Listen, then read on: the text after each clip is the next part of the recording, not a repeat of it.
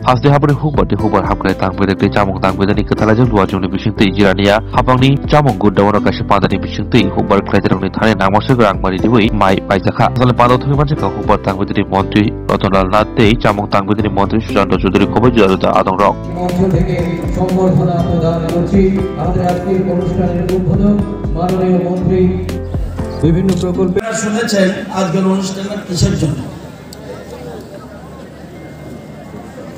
আমাদের দেশের প্রধানমন্ত্রী সবচেয়ে বেশি গুরুত্ব দেয় চারটি বিষয়ের উপর কৃষক গরিব মহিলা এবং যুবক উনি মনে করে এদেরকে যদি আত্মনির্ভর করানো যায় তাহলে এক ভারত শ্রেষ্ঠ ভারত হবে এগুলো প্রধানমন্ত্রীর লাইন এবং সবচেয়ে বেশি গুরুত্ব দিচ্ছে কৃষকদের এবং কৃষকদের আয় বৃদ্ধি করতে হবে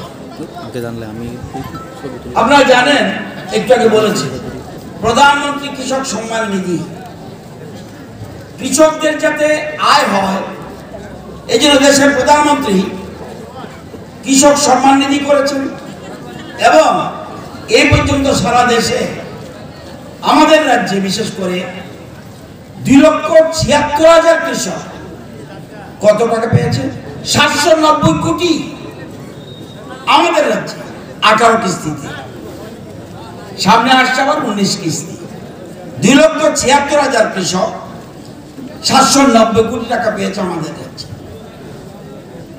আমরা কৃষকদের সাহায্যের জন্য কি করি আমরা সহায়ক মূল্যে ধান ক্রয় করি যেটা আজকে মার্কেটে এই জিরানিয়া মার্কেটে ধানের দাম কত 1 মণ ধানের দাম আমরা কুইন্টাল বললে অসুবিধা হতে পারে 1 মণ ধানের দাম 700 টাকা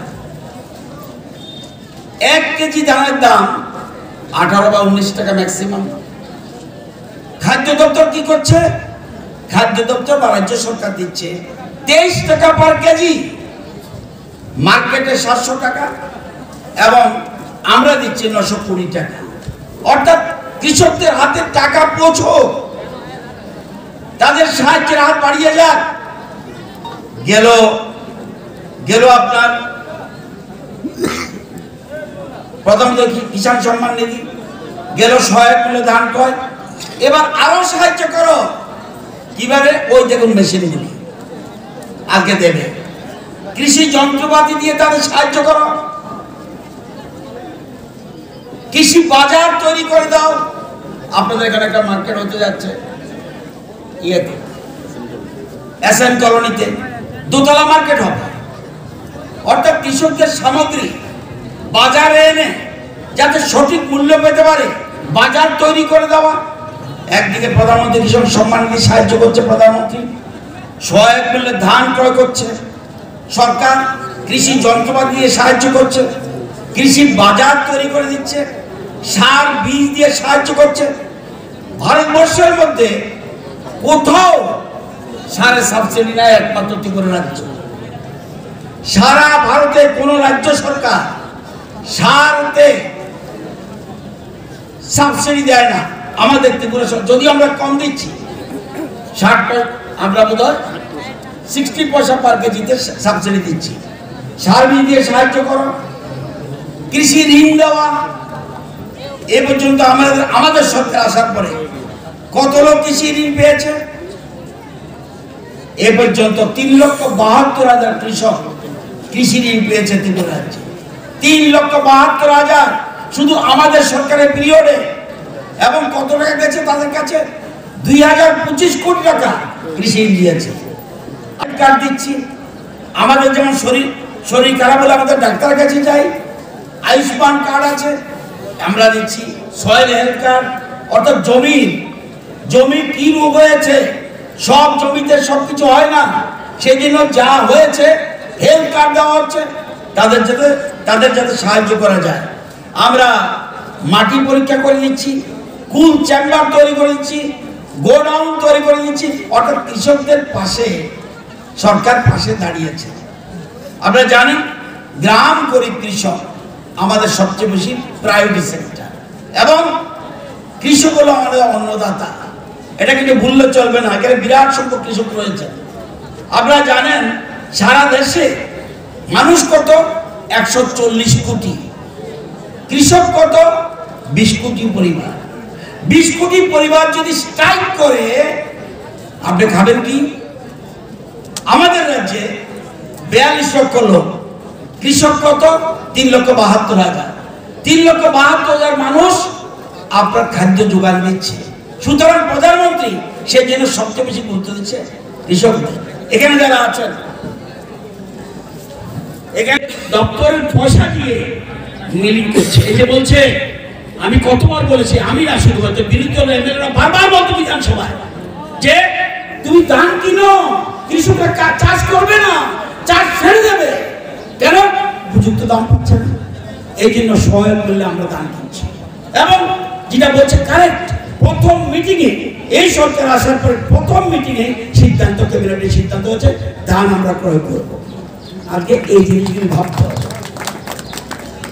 তো আপনারা জানেন যে কৃষিতে বাজেট কত ছিল আগে? বামেদের সময় বাজেট ছিল 330 কোটি। এখন বাজেট কত? 539 কোটি। আগে কৃষকদের আয় কত ছিল? মাসে 6,580 টাকা। এখন কৃষকদের মাসিক আয় কত? 13,590 টাকা। ওই যে আয় বাড়ানো, শুধু আয় বাড়ানো। এই আয় বাড়ানোর জন্য মূল প্রোগ্রাম আজকে সহায়ক মূল্য ধান, কৃষকদের আয় বাড়ে, তাহলে আমরা এক ত্রিপুরা শ্রেষ্ঠ ত্রিপুরা করতে পারবো। আপনারা জানেন যে আপনাদের এই জিরানিয়া মহকুমায় আপনারা কত লোক? 2,64,000 লোক। আপনারা এই জিরানিয়া আপনারা কত ধান? আপনাদের চাল খাওয়ান লাগে কত কেজি? 38,500 মেট্রিক টন আমাদের ধান লাগে। আপনারা কত উৎপাদন করছেন? আপনারা করছেন 18,300 মেট্রিক টন। তাই ফুড ডিপার্টমেন্ট যদি বলে আমি রেশন দিতাম না, উপাস খেয়ে মরবেন নি। এই জন্য আত্মনির্ভর হতে আপনাদের লোকটা, যদিও আপনাদের এখানে অনেক পরিযায়ী শ্রমিক আছে, অনেক বিরাট সংখ্যক, এই জন্য সরকার আপনাদের বেশি। বাইরের লোক আছে এখানে, স্থায়ী মানুষ ছাড়াও বাইরের লোক বিরাট সংখ্যক আছে। তো আমি বারবার বলছি যে আত্মনির্ভর হতে হবে, এটাকে মাথায় রাখতে হবে। এবং আমাদের সরকার সব রকম আপনাদের কৃষকের বিমা পর্যন্ত আমরা করে দিচ্ছি। আমরা ফ্লাডের পরে বেশি দিতে পারিনি সাহায্য, পাশে দাঁড়িয়েছি, সাহায্য করেছি। আবার এর মধ্যে আমরা 52 কোটি টাকা এর মধ্যে আসবে কৃষকরা। আবার এটা আমরা যারা কৃষিকাজের সাথে যুক্ত, যাদের ক্ষতি হয়েছে আমরা সাহায্য করেছি, তাদের কাছেও একটা ভালো অ্যামাউন্ট আপনাদের পৌঁছে যাবে কিছুদিনের মধ্যে। এটা আমরা আপনাদের জানাবো। আপনারা জানেন যে সব ধরনের সাহায্য আমাদের সরকার করছে। আজকে কারা গরু দিয়ে হাল চাষ করেন? একটু হাত উঠান তো দেখি। ওই একজন বোধহয় পাইছে, এই 1,000 মানুষ 1,500 মানুষের মধ্যে একজন হাত উঠাইছে। দেখছেন, এটাই পরিবর্তন। আজকে মানুষ সব ধরনের সাহায্যের জন্য জমি তৈরি করবেন, ট্রাক্টর দিচ্ছি, পাওয়ার টিলার দিচ্ছি। এবার চারা রোপণ করবেন, আমরা পেডি ট্রান্সপ্লান্টার দিচ্ছি। মেশিনে বসিয়ে দিবেন চালা, আমরা কি করেন? জ্বালানি করেন, জ্বালা মেশিনে বয়ে দিবেন, একটা করে পড়ে যাবে। এবং অল্প সময়ের মধ্যে কয়েকখানি জায়গা আপনি চারা লাগাইতে পারবেন। পাওয়ার উইডার, রোগ পোকার জন্য আমরা বিভিন্ন ধরনের পাওয়ার স্প্রেয়ার, নেটওয়ার্ক স্প্রেয়ার, এগুলি আমরা দিচ্ছি। ধান কাটার জন্য পেডি রিপার, ধান মারার জন্য আগে কি করতো? উঠানের মধ্যে একটা খুঁটি দিত, তারপরে ধান বিছাইতো, তারপরে তিতি করে বুঝতো, তারপরে ধান করতো। তখন আসেনি না। এটাই আধুনিক ত্রিপুরা, আধুনিক ভারতবর্ষ। এবং মোদিজির ব্লেসিংস কেউ কেউ মোদীজিকে, আমি বলছি না, আপনি মানতে পারেন না মানতে পারেন, ভারতবর্ষের বেশিরভাগ মানুষ মোদীজিকে ভগবান মনে করছে। আমি জানি না, কোনো একজন দার্শনিক বলছিল ভারতে এমন একটা লোক জন্মাবে এবং সে যে জায়গাটা ভারতে না, এমন একটা দেশে একটা লোক জন্মাবে যেখানে তিনটা মহাদেশ, তিনটা মহাসমুদ্র এক জায়গায় জড়ো হয়েছে, এবং সেটা কোথায় হয়েছে? ইন্ডিয়াতে। আরব সাগর, ভারত মহাসাগর এবং বঙ্গোপসাগর, এই তিনটা সমুদ্র ভারতে জন্মেছে। এবং কেউ কেউ বলছে, নস্ট্রাডাম বলছে, আজকে নস্ট্রাডাম কথা মনে নিচ্ছে, অনেকে মনে করছে মোদীজির মধ্যে সেই ব্যক্তি। আজকে সেই জিনিস নিয়ে আমরা এগোচ্ছি। ভারতকে কোথায় নিয়ে যাচ্ছে?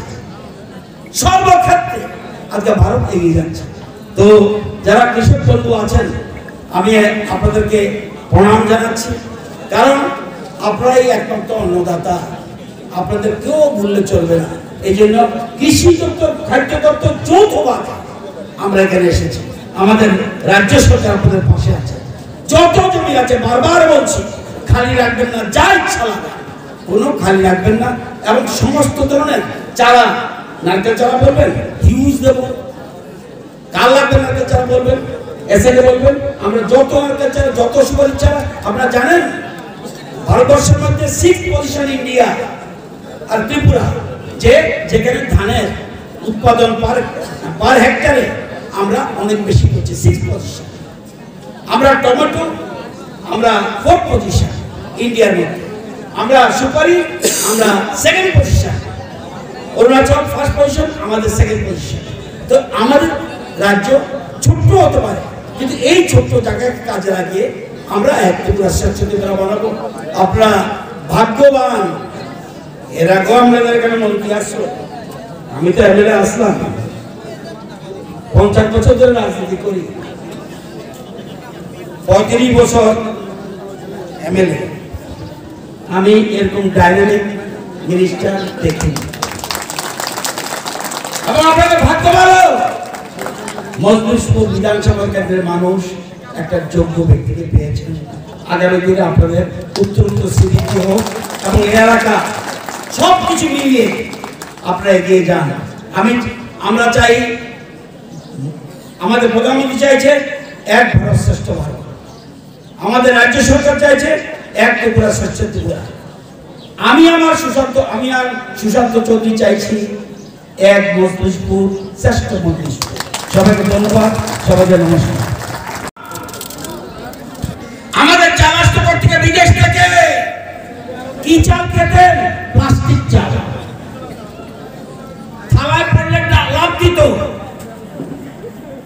আগে কি চাল খাচ্ছেন? আমাদের রেশন সময় দিচ্ছেন কি চাল? এই যে দাম দিচ্ছেন, এটাও রেশন সময় যাবে। এটাই ব্যতিক্রম, এটাই মোদীজি, এটাই নতুন ভারতবর্ষ, এটাই নতুন ত্রিপুরা, এক ত্রিপুরা শ্রেষ্ঠ ত্রিপুরা। সেজন্য প্রধানমন্ত্রী বলছে কৃষকদের সব সাহায্য করো, যত রকম সাহায্য সব দাও। আমার দপ্তরের ডাইরেক্টর রয়েছে, আমি রয়েছি, আমাদের দপ্তরের অন্যান্য আধিকারিকরা রয়েছে, সকল রকম সাহায্যের জন্য আমরা হাত বাড়াবো। এর জন্য কোনো অসুবিধা হবে না। যখন এসে কোথায়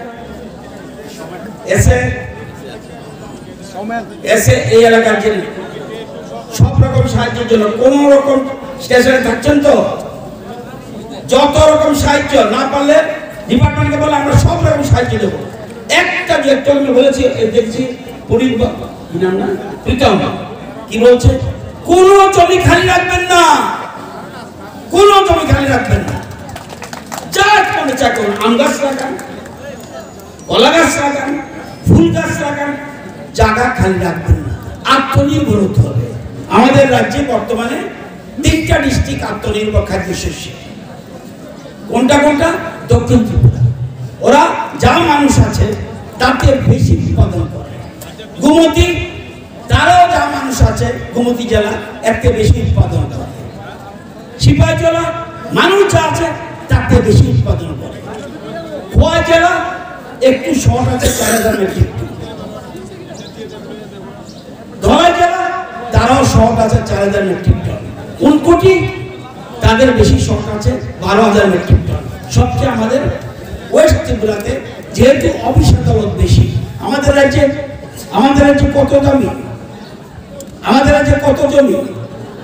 আমরা কাউকে জিজ্ঞেস করলে জমির পরিমাণ কত, আমরা টোটাল ত্রিপুরার আয়তন কত, আমরা বলে দিই 10,000 এত বর্গ কিলোমিটার। এবার আমি কানিতে আনি 60,62,000 কানি, এর মধ্যে ইটও আছে। এটা কি ধান হবে না? এটা ধান হবে না তো। জমি, বাড়ি, ঘর, জমি, রাস্তাঘাট, অফিস আদালত সব মিলে 60,62,000 কানি। তার মধ্যে 29 লক্ষ কানিতে ফসল হয় আর 15 লক্ষ কানিতে মাত্র ধান হয়। তাই কি করতে হবে? 15 লক্ষ কানির মধ্যে যাতে বৈজ্ঞানিক পদ্ধতিতে চাষাবাদ করতে হবে, এই জন্য আমাদের সরকার প্রতিনিয়ত, কালকে আমরা একটা সংস্থাকে দিয়ে পরীক্ষা দিয়েছি মাটির গুণমান পরীক্ষা করার জন্য। এই মাটিতে কোন ফসল ভালো হবে, কোন ফসলের পর কোন ফসল ভালো, কোন সার দেওয়া উচিত, সবগুলি সরকার সাহায্য করে দিচ্ছে। কোন জায়গা খালি রাখবেন না, আত্মনির্ভর হতে হবে। স্বামী বিবেকানন্দ বলছে পৃথিবীর সমস্ত সম্পদ যদি এখানে এনে দেওয়া হয় তাহলে পর্যাপ্ত হবে না যদি আত্মনির্ভর না বানানো হয়। আমাদের সরকার আত্মনির্ভর বানাতে চাইছে, প্রধানমন্ত্রী চাইছে, রাজ্যের মুখ্যমন্ত্রী চাইছে, রাজ্য সরকার চাইছে আমরা আত্মনির্ভর বানানোর জন্য। এবং সেই জন্যই এই যে বলছে এত লোক হাত উঠিয়েছেন ফ্রি চাল, কত লোক পাচ্ছে? 81 কোটি। ত্রিপুরার কত লোক পাচ্ছে? 5 কেজি করে মাথা পিছু প্রতি মাসে 5 কেজি করে পাচ্ছে 24,76,000 মানুষ ত্রিপুরা। তাহলে কি করবে? বলছে আমি ফ্রি চাল দিচ্ছি, কিন্তু আপনি নিজের পায়ে দাঁড়ান। আজীবন দেবে আপনাকে? আজীবন দেবে না। সেজন্য বলছে আমি ফ্রি চাল দিচ্ছি, তুমি নিজের পায়ে তৈরি হও, নিজের পায়ে দাঁড়াও। সেই জন্য সরকার সব রকম সাহায্য করছে, এটাকে মাথায় রাখতে। আমরা ভারতবর্ষ কিভাবে এগোচ্ছে চিন্তা করতে পারবেন। আজকে এখানে যারা যারা বলছিলেন কার কার বাড়িতে জলের লাইন গেছে একটু হাত তুলে তো দেখি। এত মানুষের বাড়ি জলের লাইন গেছে, এতদিন গেল না কেন গো? গেল না? কি বলে? আগে সরকার বলতো আমরা মৌলিক অধিকার কি অন্ন বস্ত্র বাসস্থান হলো না কেড়ে, ঘর হলো না কেড়ে, জল পাইল না কেড়ে। এটা প্রশ্ন নিজের মনের প্রশ্ন করবে। আজকে জাতীয় সড়ক একটা ছিল, এখন 6টা কমপ্লিট আর 3টা চলছে। আগে কত কিলোমিটার জাতীয় সড়ক ছিল? 99 কিলোমিটার। এখন কত? এর মধ্যে হয়ে গেছে আমাদের সময় 356 কিলোমিটার। এটাই উন্নয়ন, এটাই পার্থক্য। স্বর্ণকমল জুয়েলার্সের উইন্টার ফেস্টিভ্যাল 20 থেকে 31 ডিসেম্বর হতে চলেছে বিগেস্ট সলিটার ডায়মন্ড শো, যেখানে থাকবে নর্থ ইস্টের biggest single stone and multi stone large diamond showcase. পাবেন সোনার গয়নার মজুরিতে 20% অফ আর হীরের গয়নার মজুরিতে 100% অফ। তাছাড়াও প্রত্যেকটি কেনাকাটায় শর্ট গিফটস। অফারের দিনগুলোতে প্রতিদিন শোরুম খোলা থাকবে। আজই আসুন আমাদের আগরতলার showroom Hariganga Basak road near Kaman Chowmuhani এবং Udaipur showroom central road opposite Chowk বাজার।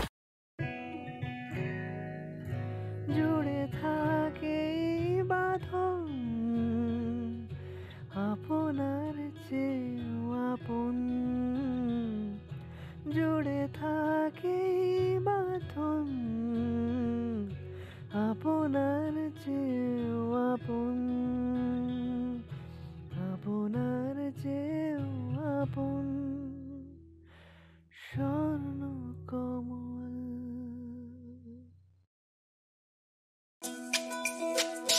তুমি আছো রান্নাঘরে তাই সুগন্ধে ভরে, যা খুশি তেমনই খাই তোমার জাদুর রান্নায়। থাকে শুধু লং তরাই, থাকে শুধু লং তরাই। কত কেজি রান্না হয় মন তাই করছো জয়, ভালোবেসে বলছি তাই রান্নায় তোমাকে চাই। চাই শুধু লং তরাই, চাই শুধু লং তরাই। লং তরাই গুঁড়ো মশলা, রান্নায় তোমাকে চাই। চাই শুধু লং তরাই। স্বাদে ভরা ঘিয়ের সুবাস লং তরাই, কি ভালো খেতে। শুদ্ধ ঘিয়ের আবেশ ভরা লং তরাই, অপূর্ব সুগন্ধ পুষ্টি ভরা ঘিয়ের খাবার, গাওয়া ঘি প্রিয় সবার, লংতরাই একেই বলে বিশুদ্ধ ঘি। বিশুদ্ধ ঘি নাম মনে রেখো, লংতরাই। লংতরাই ঘি রোজ খাবারে তোমাকে চাই। লংতরাই, লংতরাই, লংতরাই। শোনো শোনো ভোজন রসিক, শোনো মন দিয়া, ঝাঁঝের স্বাদে রান্না করো লংতরাই দিয়া। ইলিশ সর্ষে পোস্ত বাটা যেমন ইচ্ছে নাও, মালাই চিংড়ি মাংস কষা চেটে পুটে খাও, আহা চেটে পুটে খাও, আহা চেটে পুটে খাও। লংতরাই কাচ্চি ঘানির সর্ষে তেলে টেস্ট, যে খাবে সেই বলবে লংতরাই বেশ। লংতরাই সর্ষের তেল, ঝাঁঝে স্বাদে তোমাকে চাই। আহা লংতরাই বেশ, আহা লংতরাই বেশ। 51টা পিপিসি প্যাডি প্রকিউরমেন্ট সেন্টার সারা রাজ্যে এবার কৃষকদের কাছ থেকে ধান ক্রয় করবে এবং আজ থেকে তার শুভ সূচনা আমরা করছি। কেন্দ্রীয়ভাবে এই কর্মসূচি আমরা মাধববাড়ি থেকে শুরু করলাম মাননীয় কৃষি মন্ত্রীর উপস্থিতিতে। আগামী প্রায় 1 মাস ব্যাপী সারা রাজ্যে এই ধান ক্রয়ের যে কর্মসূচি সেটা ধারাবাহিকভাবে চলবে। আজ সারা রাজ্যে বিভিন্ন জায়গায় ধান প্রক্রিয়া শুরু হয়েছে এবং আগামী 1 মাস ব্যাপী যে ধান সেখানে ক্রয় চলবে, আমরা এবারকার লক্ষ্যমাত্রা রেখেছি 21,000 এমটি মেট্রিক টন। কারণ আপনারা জানেন যে বন্যার কবলে সারা রাজ্যে এবারকার কৃষকদের একটা ব্যাপক ক্ষয়ক্ষতি হয়েছে। বিশেষ করে কৃষক অংশের সমাজ যারা কৃষিকাজের উপর নিজের জীবন জীবিকা তাদের নির্বাহ সেখানে করতে হয়। একটা বিশাল অংশের কৃষক তারা ভয়াবহ বন্যার কবলে গত অগাস্ট মাসে সেখানে পড়ে এবং তার থেকে পরিত্রাণ পাওয়ার জন্য কৃষি দপ্তর থেকে তাদেরকে যথেষ্ট সহযোগিতারও হাত বাড়িয়ে দেওয়া হয়েছে বন্যা পরবর্তী পরিস্থিতিতে। আমরা দপ্তর, কৃষি দপ্তর এবং খাদ্য দপ্তর মিলে যৌথভাবে সিদ্ধান্ত গ্রহণ করেছি যে এবারকার যে ধান, অনেকেই বলেছিলেন যে ধান হবে না, কিন্তু আমি আন্তরিকভাবে ধন্যবাদ জানাবো কৃষি দপ্তর ডাইরেক্টর এবং তাদের আধিকারিকদের এবং আমার খাদ্য দপ্তরের আধিকারিকদের যে প্রতিটি মহকুমার সঙ্গে, প্রতিটি পঞ্চায়েত সমিতির সঙ্গে, প্রতিটি বিডিওর সঙ্গে এবং প্রতিটি এসডিএম এর সঙ্গে ভিডিও কনফারেন্সিং এর মাধ্যমে আমরা প্রত্যেক জেলা থেকে, প্রত্যেক মহকুমা থেকে টার্গেট এনেছি যে এবারকার মরশুমে আমরা কতটুকু ধান ক্রয় করতে পারবো এবং প্রত্যেকে আত্মবিশ্বাসের সুরে আমাদেরকে বলেছেন যে গত সিজনে যেটা হয়েছে তার থেকে বেশি এবার আমাদেরকে সেখানে টার্গেট দেওয়া হয়েছে। 21,000-এর উপর বেশি মেট্রিক টন আমাদের ধানের ক্রয়ের সেখানে লক্ষ্যমাত্রা ধার্য করা হয়েছে। এটা বন্যা পরিস্থিতিতে, পরবর্তী পরিস্থিতিতে আমাদের কাছে একটা বিশাল টার্গেট বলে আমি মনে করি। এবং 23 টাকা মূল্যে আপনারা জানেন যে প্রতি বছর যে এমএসপি রেট কেন্দ্রীয় সরকার দ্বারা সেখানে বৃদ্ধি করা হয়। গত বছর ছিল 21 টাকা 83 পয়সা, আজকে সেটা 23 টাকা হয়েছে, আগামী দিনে সেটা আরো বাড়বে। এবং আমরা দ্ব্যর্থহীন ভাষায় সেটা বারবার ঘোষণা দিই, যতদিন আমাদের সরকার আছে ত্রিপুরা রাজ্যে এবং ভারতবর্ষে আমাদের কৃষকদের কাছ থেকে এই প্যাডি প্রকিউরমেন্ট ধান ক্রয়ের যে আমাদের পরিকল্পনা এবং যে স্কিম সেটা চলতে থাকবে, সেটা কখনো বন্ধ হবে না, সেটা কখনো বন্ধ হবে না যতদিন আমাদের সরকার এই রাজ্যে এবং আমাদের মোদীজির নেতৃত্বে ভারতবর্ষে শাসন করছে বন্ধুরা।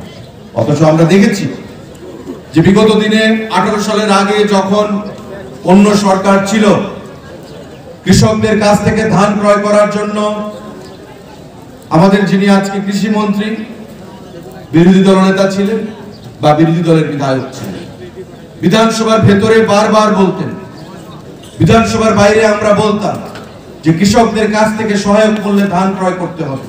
আমরা কি দেখতাম? ঝান্ডা হাতে নিয়ে ওই শাসক দলের নেতৃত্বরা, কর্মীরা রাস্তায় মাঠঘাট গরম করত, কি বলতো?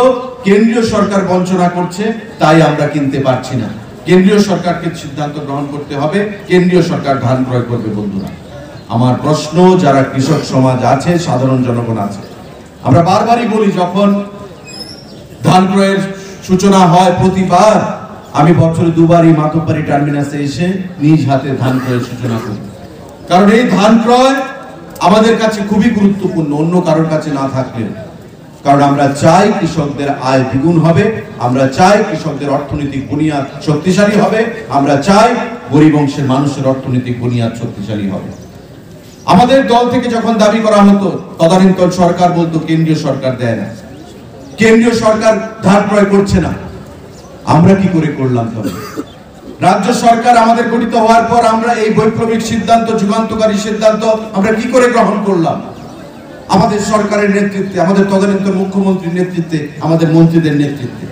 কারণ কেন্দ্রীয় সরকার বলেছে, আগের বিধানসভা সেশনে বিরোধী দলনেতা যিনি রয়েছেন উনিও মানুষকে বিভ্রান্ত করতে চেয়েছিলেন যে কেন্দ্রীয় সরকার দেয়নি তাই আমরা করতে পারিনি। আমি খাদ্য দপ্তর থেকে কাগজ দিয়ে ওনাকে মানুষের বিধায়কদের সামনে বিধানসভার ভেতর প্রমাণ করে দিয়েছিলাম যে কেন্দ্রীয় সরকার এই কথা বলেনি। কেন্দ্রীয় সরকার বলেছিল যে ডিসিপি মোডে, ডিসেন্ট্রালাইজড প্রকিউরমেন্ট সিস্টেম মোডে রাজ্য সরকারকে ধান ক্রয় করতে হবে, কেন্দ্রীয় সরকার রিইনভেস্টমেন্ট করবে, টাকা ফেরত দেবে। অর্থাৎ রাজ্য সরকারকে সিদ্ধান্ত গ্রহণ করতে হবে ধান ক্রয় করার, কেন্দ্রীয় সরকার শুধু টাকা দেবে, যে টাকা রাজ্য সরকারের খরচ হবে সেই টাকা কেন্দ্রীয় সরকার রিইনভেস্টমেন্ট করবে, অর্থাৎ ফিরিয়ে দেবে রাজ্য সরকারকে। অথচ তদানীন্তন মুখ্যমন্ত্রী মানিক সরকার, তাদের মন্ত্রীরা এবং বর্তমান বিরোধী দলনেতা জিতেন চৌধুরী কি বলেছেন? যে কেন্দ্রীয় সরকার সহায়তা করেনি তাই আমরা ধান ক্রয় করতে পারিনি। আসলে কেন্দ্রীয় সরকার বারবার বলেছে যে আপনারা ক্রয় করুন, আমরা আপনাদের অর্থ দিয়ে দেব, রাজ্য সরকারকে সেই সিদ্ধান্ত গ্রহণ করতে হবে। আপনারা করতে পারেননি 25 বছর থেকে। আমাদের সরকার যে সিদ্ধান্তগুলো, রতনদা তখন শিক্ষামন্ত্রী ছিলেন, প্রথম ক্যাবিনেটে যে সিদ্ধান্তগুলো গৃহীত হয়েছিল, আমাদের প্যাডি প্রকিউরমেন্টের সিদ্ধান্ত ছিল তার মধ্যে একটা সিদ্ধান্ত। প্রথম ক্যাবিনেটে যে সিদ্ধান্ত গ্রহণ করা হয়েছিল, আমাদের এমবিবি বিমানবন্দরকে মহারাজা বীর বিক্রমের নামে উৎসর্গ করার সিদ্ধান্ত গ্রহণ করা হয়েছিল 18 সালে আমাদের সরকার গঠিত হওয়ার পর। বন্ধুরা, না আমরা সরকারে এসে প্রথম ক্যাবিনেট মিটিং এ সেই সিদ্ধান্তটা গ্রহণ করলাম বন্ধুরা, রাজ্যের কৃষকদের অর্থনৈতিক বুনিয়াদকে শক্তিশালী করার লক্ষ্যে। আজকে 2024 সাল শেষ লগ্নে আমরা দাঁড়িয়ে আছি। 18 সাল থেকে বছরে দুবার করে সেই প্যাডি প্রকিউরমেন্ট শুরু হয়েছে এবং হিসাব করে আমরা যা দেখলাম, শ্রদ্ধেয় রতনলাল নাথ বক্তব্য রাখবেন, 397 কোটি টাকার উপর টাকা ধান ক্রয় করা হয়েছে এখন পর্যন্ত সারা রাজ্যে কৃষকদের কাছ থেকে। 1,07,000-এর উপর কৃষক সেখানে বেনিফিট গ্রহণ করেছে সারা রাজ্যে। আমাদের এই 397 কোটি টাকা কৃষকদের পকেটে গেছে। যেদিন আপনি ধান দিলেন 3 থেকে 4 দিনের মধ্যে ডাইরেক্ট টাকা আপনার ব্যাংকে চলে যাচ্ছে। সেই টাকা আমরা রাজ্য সরকার দিচ্ছি এবং পরবর্তী সময়ে সেই টাকা কেন্দ্রীয় সরকার থেকে আমাদেরকে রিইনভেস্টমেন্ট করা হচ্ছে, ফিরিয়ে দেওয়া হচ্ছে। এই যে অর্থ আমাদের গ্রামীণ অর্থনীতিকে স্ফীত করবে, এই 397 কোটি টাকা এটা ধনাঢ্য কোনো ব্যক্তির কাছে যাবে না, অধিকাংশ গরিব অংশের মানুষের কাছে যাবে, রাজ্যের গ্রামীণ অর্থনীতিকে স্ফীত করবে, গ্রামীণ অর্থনৈতিক বুনিয়াদকে শক্তিশালী করবে। এটাই হচ্ছে আমাদের কৃষকের, প্রধানমন্ত্রী সেখানে একমাত্র উদ্দেশ্য, আমাদের সরকারের, আমাদের কৃষি দপ্তরের একমাত্র উদ্দেশ্য বন্ধুরা। শুধু তাই নয়, পিএম কিষান, প্রধানমন্ত্রীর নেতৃত্বে কিষান সম্মান নিধি বছরে 3 বার 2000 টাকা করে কৃষকদেরকে প্রদান করা হচ্ছে, যাতে একদিকে আমাদের প্যাডি প্রকিউরমেন্টের অর্থ যাবে, একদিকে পিএম কিষানের অর্থ যাবে, একদিকে বিনামূল্যে কৃষি সামগ্রী প্রদান করা হবে, একদিকে আপনাদেরকে বিভিন্ন শস্য উৎপাদনের জন্য সহায়তা করা হবে। সমস্ত কিছু মিলিয়ে প্রতি বছরে একটা কৃষকের কাছে যেন প্রচুর টাকা তার অর্থনৈতিক বুনিয়াদকে শক্তিশালী করার জন্য প্রদান করা যায়, তার জন্য কৃষি এবং কৃষক কল্যাণ দপ্তর সেখানে কাজ করে যাচ্ছে বন্ধুরা। কারণ আমরা বিশ্বাস করি কৃষকরা হচ্ছেন আমাদের অন্নদাতা। কৃষকের অর্থনীতি যদি ভেঙে পড়ে, ভারতবর্ষের অর্থনীতি ভেঙে পড়বে। আজকে তাই করোনা কাল থেকে শুরু করে এখন পর্যন্ত একের পর এক সিদ্ধান্ত সেখানে গ্রহণ করা হয়েছে আমাদের কেন্দ্রীয় সরকারের দ্বারা। এবং করোনা কালে যখন শিল্প, কল কারখানা, অফিস, আদালত, কলেজ বন্ধ হয়ে গেছিল, সমস্ত মানব সভ্যতা যখন প্রশ্নচিহ্নের মুখে চলে এসেছিল, তখন কৃষকদেরকে কৃষিকাজ করার জন্য সেখানে নিবিড়ভাবে ভারতবর্ষের প্রধানমন্ত্রী সেখানে সিদ্ধান্ত গ্রহণ করেছিলেন, তাদেরকে এলাও করা হয়েছিল যাতে কৃষিকাজে কোনো ব্যাঘাত না ঘটে। বন্ধুরা, আজকে ভারতবর্ষের কৃষক, আমাদের রাজ্যের কৃষক অর্থনৈতিকভাবে অনেকটাই ঘুরে দাঁড়াতে সক্ষম হয়েছে আজকে এই আমাদের প্যাডি প্রকিউরমেন্টের মাধ্যমে, পিএম কিষানের মাধ্যমে। বন্ধুরা, এবং যে পরিমাণ লক্ষ্যমাত্রা আমাদের সেখানে ধার্য করা হয়েছে 21,000 এমপি, গত খারিফ সিজনে আমাদের 16,000 এমপি আমরা অ্যাচিভ করেছিলাম। এবার আমাদের কাছে যে টার্গেট এসছে 21,000 এমপি আমরা সেখানে অ্যাচিভ করব, যদিও ভয়াবহ বন্যার কবলে ছিল সারা রাজ্যে প্রায় 14 লক্ষ এমপির উপর ধান সেখানে উৎপাদন হয়। এই ধান থেকে চালে পরিণত হয় 8 থেকে 9 লক্ষ এমপি। আমরা লক্ষ্যমাত্রা নিয়েছি 21,000 এমপি, অর্থাৎ যে পরিমাণ প্রোডাকশন আমাদের হয় তার থেকে আমাদের টার্গেটটা খুবই কম। আমরা চাই সরকার যে টার্গেটটা ধার্যমাত্রা রেখেছে সেটা আমরা অ্যাচিভ করতে পারি আপনাদের স্বার্থে, কারণ এই সিদ্ধান্ত গ্রহণ করা হয়েছে আপনাদের স্বার্থে। আমি প্রত্যেক কৃষক বন্ধুর কাছে আহ্বান জানাবো, এই যে 51টা পিপিসি প্যাডি প্রকিউরমেন্ট সেন্টার সারা রাজ্যে খোলা হয়েছে, প্রতিবার আমরা চাই প্রতিটা ব্লকে যেন খোলা হয়। 58টা ব্লক, তার মধ্যে প্রতি ব্লকে সেখানে ধান উৎপাদন হয় না, তাই 51টা ব্লকে প্রকিউরমেন্ট সেন্টারে আমরা সেই পিপিসি কেন্দ্র আমরা খোলার সিদ্ধান্ত গ্রহণ করেছি। আমি আসার পর এখানে অনেকে আমাকে বলছিলেন যে আমার ধান মাত্র গতকালকে উঠেছে, আমি আজকে সময় করতে পারিনি, তাই আনতে পারিনি। আমি আপনাদের আশ্বস্ত করতে চাইছি, চেয়ারম্যান পঞ্চায়েত সমিতি প্রীতম বলছিল যে সময়টা বাড়াতে হবে। আপনারা নিশ্চিন্তে থাকুন, 1 কেজি ধান যতক্ষণ পর্যন্ত আমরা থাকবে কৃষকদের কাছে ততক্ষণ আমাদের প্যাডি প্রকিউরমেন্টের প্রসেস চলতে থাকবে। ভয়ের কিছু নেই, চিন্তার কিছু নেই। আমরা নিশ্চিত করব দপ্তর থেকে, কৃষি দপ্তর এবং খাদ্য দপ্তর, যাতে আমাদের প্রতিটা কৃষকের কাছ থেকে 1 কেজি ধান পর্যন্ত শেষ আমরা কিনতে পারি, ক্রয় করতে পারি, এবং আমাদের 21,000 এমপি যে লক্ষ্যমাত্রা আমরা রেখেছি সেটাকে যেন আমরা সেখানে অ্যাচিভ করতে পারি। বন্ধুরা, তার বাইরেও অনেক ধান চালের ব্যবসায়ীরা রয়েছেন যারা প্রতি সিজনে কৃষকদের কাছ থেকে ধান ক্রয় করে। আমি একথা বলবো না যে তাদেরকে ধান দেবেন না, কিন্তু আমি আপনাদের প্রত্যেকের কাছে আহ্বান জানাবো যে আমাদের যে টার্গেট, সরকারের যে 21,000 এমপির টার্গেট, সেই টার্গেটটা যেন আমরা অ্যাচিভ করতে পারি। আমাদের রাজ্য সরকারের এই সিদ্ধান্ত আপনাদের কথা বিবেচনা করে, আপনাদের দিকে দেখে। সুতরাং আপনি এবং আমি যৌথভাবে আমাদের সরকারকে সহযোগিতার মাধ্যমে কৃষকদের অর্থনৈতিক বুনিয়াদকে শক্তিশালী করার যে লক্ষ্যমাত্রা, ইচ্ছা, স্বপ্ন আমাদের সরকার বা আমাদের প্রধানমন্ত্রী, সেটাকে আমরা অ্যাচিভ করব। আজকের এই সুন্দর দিনে আমি আপনাদের প্রত্যেকের কাছে সেই আহ্বান রাখবো। পাশাপাশি এই ধান মিলে যাবে। আমাদের রাজ্যে 5-6টা মিলও রয়েছে, মিলাররা রয়েছে, যাদেরকে আমরা এই ধানগুলো দেব। এই মিলে যে মিলিং প্রাইস, সেটা আমাদের খাদ্য দপ্তর থেকে প্রতি বছর আমরা প্রদান করি। তার জন্য কিন্তু কেন্দ্রীয় সরকার থেকে আমরা কোনো রিইনভেস্টমেন্ট পাই না।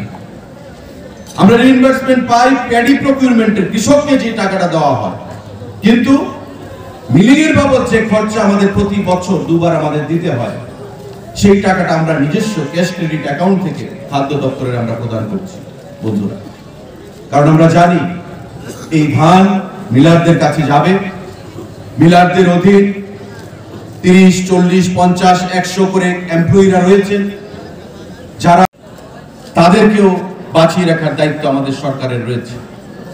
তাই আমরা নিজস্ব ক্যাশ ক্রেডিট অ্যাকাউন্ট থেকে খাদ্য দপ্তরে আমরা সেই টাকা প্রতি বছর প্রদান করছি মিলারদের জন্য। বন্ধুরা, সুতরাং যৌথভাবে আপনার আমার প্রত্যেকে, এই সরকার জনমুখী সরকার, এই সরকার of the people, by the people, for the people সরকার, এবং এই সরকারের কর্মসূচি নিয়ে বিগত দিনে আপনারা দেখেছেন শুধু কেন্দ্রীয় বঞ্চনার কথা বলা হতো, আজকে কিন্তু কোনো কেন্দ্রীয় বঞ্চনার স্লোগান আসে না, কারণ ডাবল ইঞ্জিন সরকার আমাদের না চাইতেই সেখানে প্রদান করে দিচ্ছে।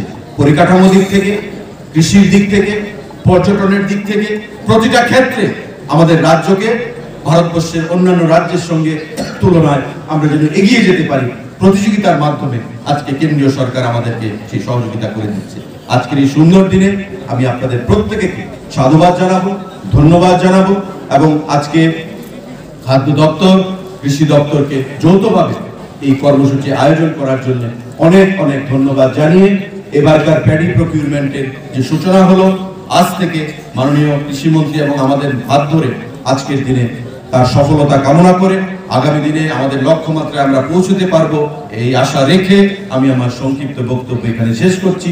সবাইকে নমস্কার জানাচ্ছি। জয় হিন্দ, ভারত মাতা কি জয়।